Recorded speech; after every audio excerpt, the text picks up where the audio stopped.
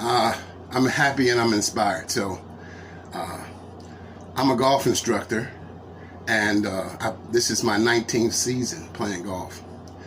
And golf is a game for life. Golf is a $60 billion a year industry. But it's a game for life because there's a woman over 103 years old that's got a hole-in-one. And there's a little boy as young as 3 years old that has a hole-in-one. So you see the range? It's a game for life. Spectacular. 103 years old, got a hole-in-one. That was just a glorious day. But, like I said, in order to play golf, you need space. You know, here we don't have a lot of space. But let me show you something. Now, the reason why you need space is because you drive for show and you putt for dough. Now, my longest drive is 365 yards on a par 5. What does that mean, par 5? You know, I had a TV show on the air for 13 years called Golf Love. And I'm so excited, you know. Like I said, you drive for show, but you putt for dough. And a par 5. See, in golf, you have a par 3, a par 4, and a par 5. Just means that it's even. In other words, whoever created the course, right, they give you 3 chances to put the ball in the hole on a par 3, 4 chances on a par 4, and 5 chances to put the ball in the hole on a par 5. Now, the bogeys that you see, those are, you know, the bogeys you see, meaning when they ask me, what happens if I put it in the hole on a 4 on a par 3? That's a +1. In other words, here we go. If you put the ball in the hole in 3 chances on a par 3, that's even, which what they call par. If you do it in 2, if you put the ball in the hole on a par 3 in 2 shots, that's a 1 under. It's called the birdie. 2 under is called the eagle. 3 under is a double eagle. You know, and if it takes you 4 chances on a 3, then that's a +1. That's a bogey. If it takes you 5 chances on a 3, that's +2, which is a double bogey, a triple bogey. You see? So that's how you score in golf. They asked me about the golf shoes on the show. You need the shoes because they got spikes and it's safety. When you swing, you know, sometimes you have to swing real hard, you know, and the shoes keep you from slipping and falling down, hurting yourself, especially on the side heel lie, something like that. The glove, they asked me about the glove. The glove is needed because each club has a handle, what they call a grip. And the glove makes all the grips feel the same because you have different types of grip. But wearing the glove on your outside hand, right, allows you to have the same feel. See, golf is a game about feel. If you can feel it, you can fix it. If you can't feel it, you can't fix it. Now,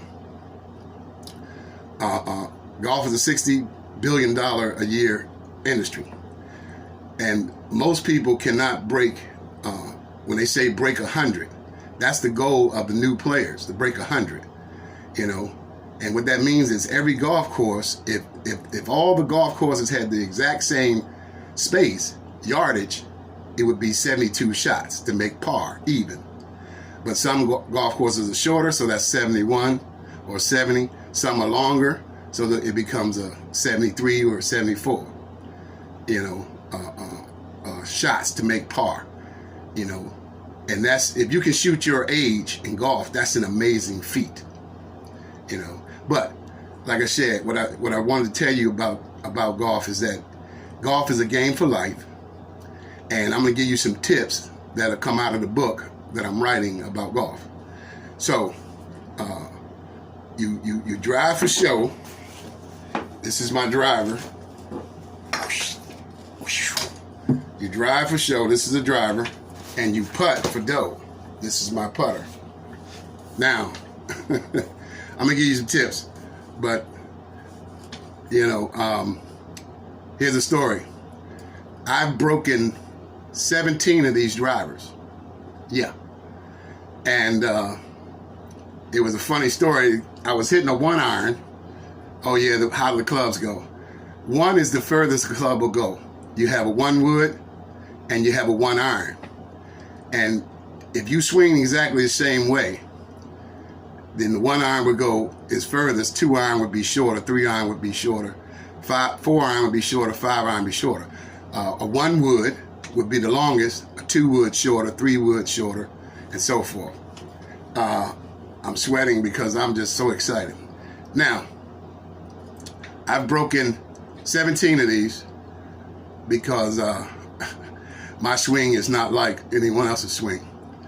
But the funny thing was I was hitting a 1 iron because I had broken number 15.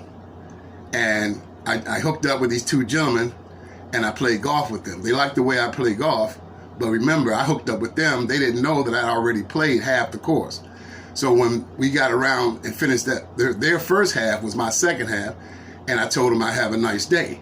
But they said, no, please come on and play with us some more. So, okay, we went to the 10th hole, and I hit the ball in the water. Yes, I did, because I was rushing. I had to go get another ticket, and, you know, they was asking me to sneak on the golf course. But golf is too spiritual for me. I wouldn't pay for another half and got a cart, but I rushed down there so I wouldn't slow them up. And I jumped up there with my 1 iron, I pegged the ball, and it's a bunch of water, and I hit it in the water. And so I said, well, I'm hitting 3.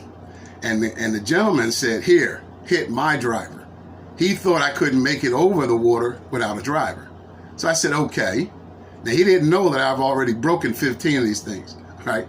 So I pegged the ball up, calmed down, and I swung, and I hit this ball, and I know this ball went over 300 yards in the fairway over the water. But the driver, his 1 wood that I hit, it broke in 3 pieces. And I turned to him with the piece in my hand and said, I'll get you another one. And he looked at his friend, he said, well, we have something to talk about in the clubhouse now. You know, so don't judge a book by its cover. The reason I wasn't hitting a driver all day is because I broke the one that I had and I hadn't gotten a new one.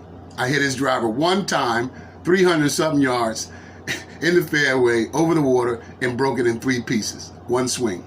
Okay, so I tell you something. But you drive for show and you putt for dough. I'm excited. Okay. Oh, Lord, I can't. See, this is why you have cue cards and you set all this stuff up to remember. I'm so excited I can't remember what I want to tell you. You know, this is why you write books and so forth. But anyway, wow, golf is a game for life. You know, $60 billion. Oh, I wanted to tell you this. It came to me. There's 2 types of swings in golf. There's a distance swing, which you see on television, but you got to pay for that. I'm a golf instructor. I teach a control swing.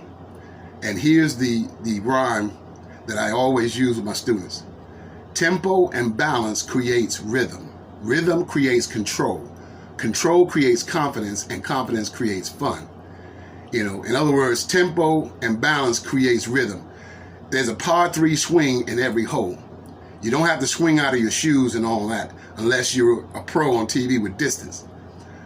Now, there's a par 3 swing in every hole. There's 2 types. Now, on a control swing, there's 5 things that happen before you get back to the ball. You don't have to do all 5 of them, but you do have to do 3 of them. In other words, just cocking and fire, cock and fire. You know, raise the club and swing. That's inconsistent. That'll never get you a swing, a usable swing. But if you cock and shift your weight with your hip and then swing, if you keep doing that, those exact 3 things, that gets you a consistent swing. I say it's 5 things. You don't have to do all 5, but when you create the space, you have to shift the weight. The hip is the key, and then you swing through tempo and balance in rhythm. So you see, tempo and balance creates rhythm. Rhythm creates control. Control creates confidence, and confidence creates fun. You know, and this is the last thing I want to tell you. I'm so excited, but you ain't got all day to watch this stuff. from my television show, Golf Love, there was a gentleman looking for me for 2 years. Now, how can I tell you that in retrospect? Because he found me. You know, I was practicing on the driving range, and I walked past him and his little children. They were practicing golf, and I spoke to them. They spoke to me. But after about an hour, he came over, and he stuck his head in to the stall while I was practicing. He said, it was 2 of us in there, and he said, "You guys know where I can get some golf clubs?" He said, "I spent all the money on the kids, and I don't have any golf clubs for myself." And I said, "You want golf clubs? If you follow me out to my car, I'll give you a whole set of golf clubs, DVDs, shoes, balls, everything, you know." And he said, "Hey, man, wait a minute, your voice. Aren't you the guy on the golf show?" And I said, "Yes, I am." He said, "Man, I've been looking for you for 2 years." I said, "You found me, baby." And sure enough, I took him to the car. I gave him a whole set of golf clubs, DVDs, you know, that I made from Golf Love Show, shoes, balls, everything, you know, because my students give me presents and I pass it on, you know. So that was. Oh, and I wanted, because of the book right here, the book I wrote, the 66 Books of Nathan, Spiritual Understanding. This is what I wrote in the book about malice. This man's been looking for me for 2 years. It wasn't hard to find me. He got as close to my home course within a matter of days. But the instructor there, he asked him, he said, "Do you know the guy that has the golf show?" He said he'd be practicing over here in Northeast. And there's only one golf course in Northeast. It's a legacy course.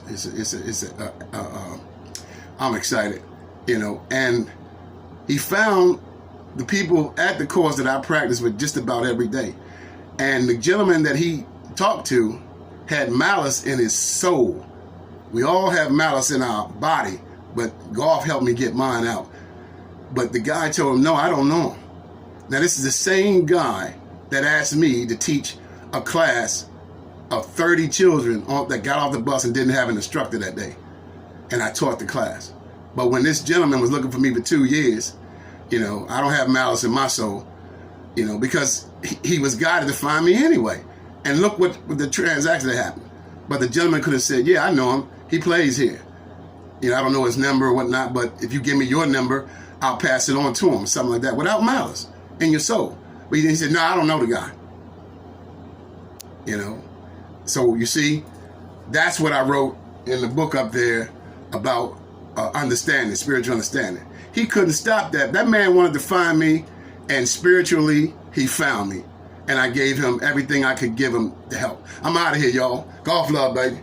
You drive for show, but you putt for dough. So if you're going to practice, you start out with the putter first, you know. And there's a lot of free putting areas at any golf course and whatnot. It's so amazing. So get your putting together. You're going to need it. I'm out of here.